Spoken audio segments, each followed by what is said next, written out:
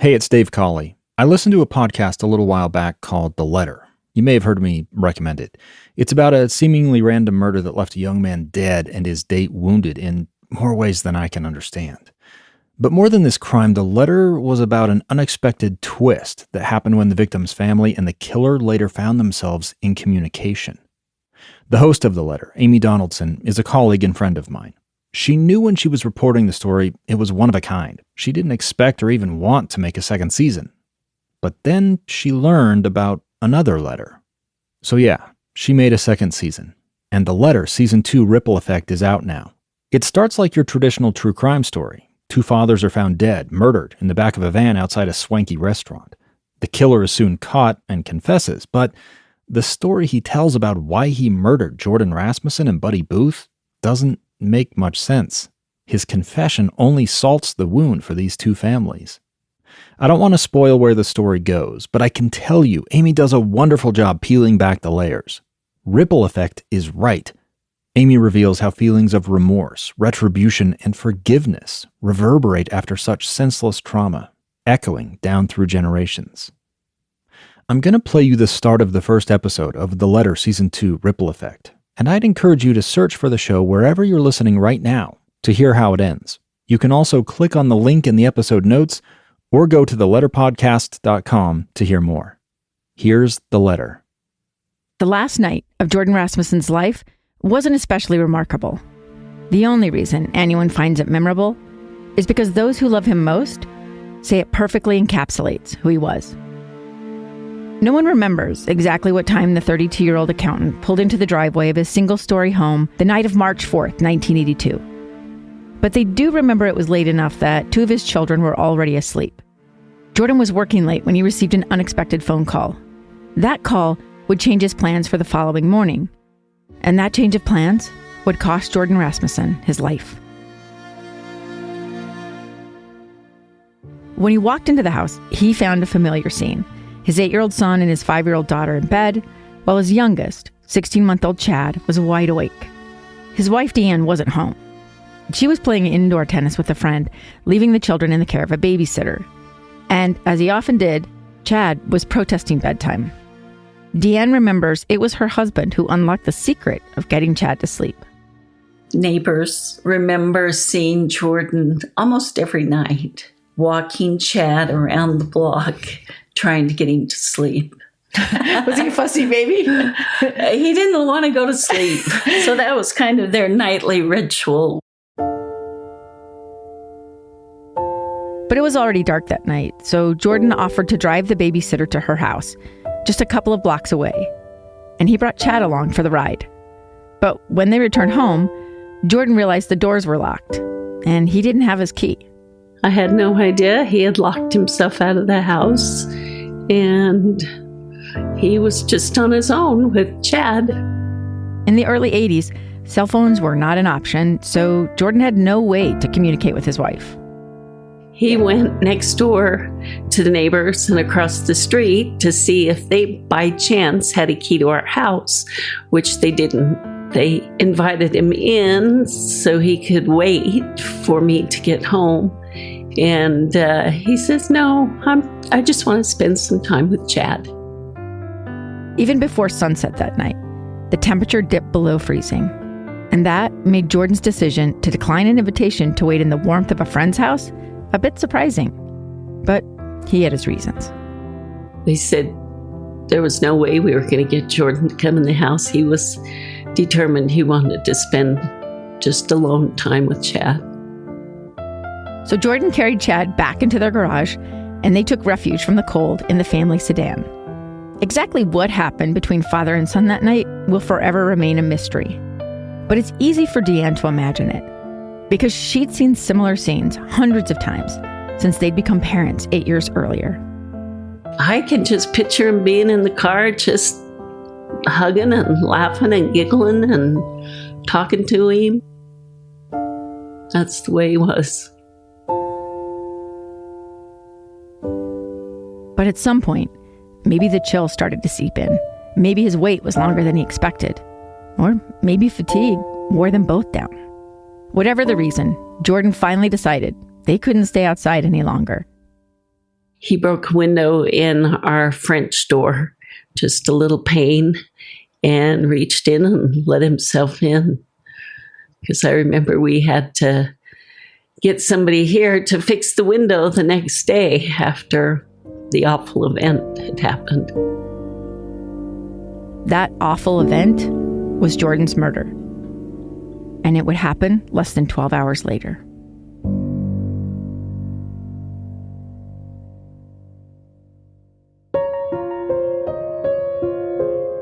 From KSL Podcasts, I'm Amy Donaldson, and this is The Letter Season 2, Ripple Effect. In the first season of The Letter, we shared a transformative story of forgiveness and healing. We had no plans for another season because, frankly, we knew what happened in Season 1 was unique. But all of that changed when I got an email from a former prosecutor that I hadn't seen in more than 20 years. He'd been listening to Season 1, and he was compelled to reach out. He said he'd been part of a story that sounded similar. It involved families shattered by tragedy, a reckoning with remorse, a complicated struggle with forgiveness. And yes, there was even a letter. But once I started looking into it, I discovered just how different these stories were. And that led me to question what I thought I understood about forgiveness, who it is for, who deserves it, and why people do it. This new season explores how a very personal decision can stretch across time and impact generations, sometimes even reaching strangers in ways we could never imagine. This is episode 1. He Didn't Deserve to Live.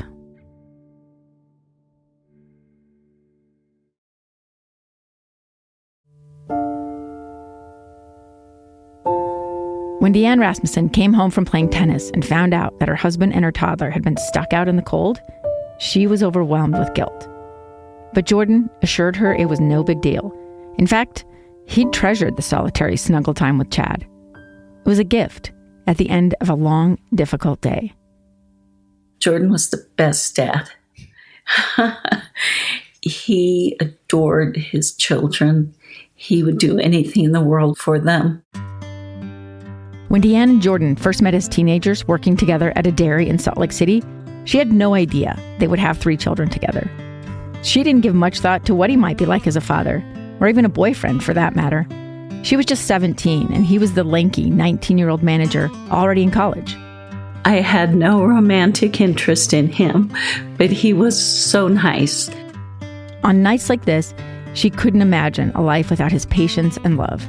She was grateful that his kindness convinced her to go on a date with him back in 1969, and even more grateful that they made the commitment to stay together through life's challenges.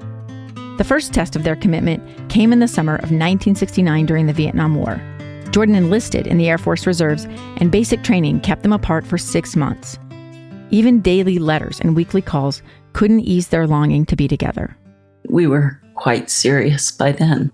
Oh, it was really hard. Then, even before he finished basic training, Jordan faced a monumental decision. A choice between serving a 2-year mission for the Church of Jesus Christ of Latter-day Saints or staying with Deanne in Salt Lake City. Serving a mission was almost expected of Latter-day Saint men. It was a rite of passage. And Jordan had looked forward to it his whole life, a chance to proselytize for his faith. But that also meant 2 more years of loving each other through letters. My heart was breaking, and his was too. We had the discussion and decided that it would just be too hard, that we needed to be together and get married. And within a decade, they were a family of 5. They never regretted their choice, and through all their challenges and changes, Deanne said there was one constant for Jordan. The most important thing was family, his children, and me, his wife. So it was no surprise to Deanne that her husband turned the inconvenience of being locked out of the house with a toddler into a play date. Because even though life had been tough for them in the months leading up to this night, Jordan always seemed to find a way to make his family feel loved. We were struggling. New family. We were behind mortgage payments. It was a hard time financially for us. It's one of the reasons he kept a job that had grown complicated and stressful. Jordan worked as the accountant for the iconic Log Haven restaurant.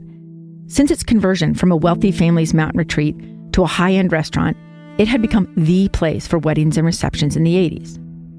And while balancing the books was Jordan's job, the restaurant was also a special place for his family. 2 of his sisters celebrated their weddings at the massive log cabin nestled in the scenic canyon. But in recent months, Log Haven had become a source of tension.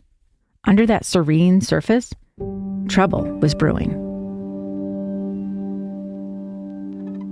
That night, after Jordan put Chad to bed, he told his wife that he'd gotten an unexpected phone call.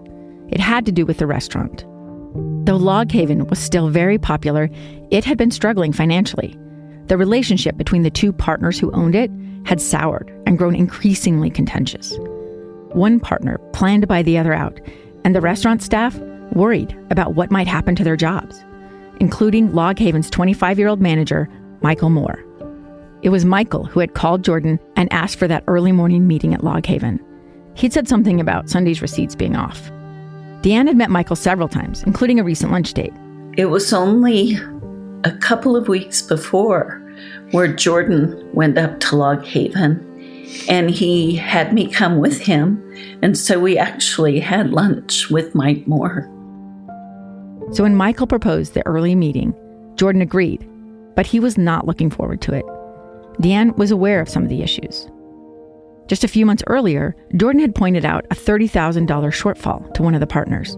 He was deep into their books, noticed that there was some shady deals going on up at Log Haven, suspected that there was some embezzling of money. Rumors of thefts and layoffs created distrust between owners and the staff. One of the partners had asked Jordan to take over Michael's job as manager as soon as the buyout was finalized. But this hadn't been officially shared with the staff. Speculation was rampant, and Jordan was caught in the middle. Things had been so tense, he even made an offhand comment to his wife as they got ready for bed that if his car slid off the road in the canyon the next morning, it might not be an accident. Deanne dismissed it as a bit of dark humor. Did you ever worry about him, or did you think? No, nothing to worry about. While Jordan went to bed, Deanne stayed up and finished some typing work she'd taken on to help them pay their bills. I had a big project, and I finished that project, so I didn't get to bed till 2 o'clock. So Deanne was still huddled under the covers when Jordan left the next morning. Jordan gave me my kiss goodbye, and he said, I'll call you as soon as my meeting with Mike is over. I knew it was going to be kind of a, uncomfortable meeting. Jordan left his silent house just as the sun was rising. An overnight snowstorm had transformed the Salt Lake Valley into a winter wonderland. Everything was covered in the kind of snow that's made Utah world famous among skiers, but wreaks havoc on the roads. Log Haven is located in Mill Creek Canyon, which is about a 20-minute drive from Jordan and Deanne's home in Sandy, Utah. Maybe as he drove, Jordan speculated about what he planned to say to Michael Moore. Or maybe he thought about what was going to happen between the 2 owners who were deciding the fate of the restaurant. After months of uncertainty, the split of their business assets was supposed to be finalized later that very day. In fact, after a stop at Log Haven, Jordan planned to go directly to the attorney's office where the deal was being finalized. But he would never make it to that meeting. Jordan turned onto Mill Creek Canyon Road, and almost immediately he pulled over. Fresh snow blanketed the narrow roadway and hung on the branches of the dense trees that lined the route. He wasn't sure his car could make the 3-mile drive to Log Haven in these conditions. Then he saw a familiar Jeep idling on the other side of the road. He watched as the driver swung around and pulled off the road in front of him. Jordan got out and talked to the man, who threw a half-smoked cigarette out the window as they exchanged a few words. Then Jordan walked around to the passenger side, opened the door, and climbed in. Maybe he was in a hurry and just didn't notice the bullet holes that marred the side of the Jeep. One on the hood, and one just in back of the front tire. Jordan was prepared for a tense conversation, but he had no way of knowing that he was driving to his death.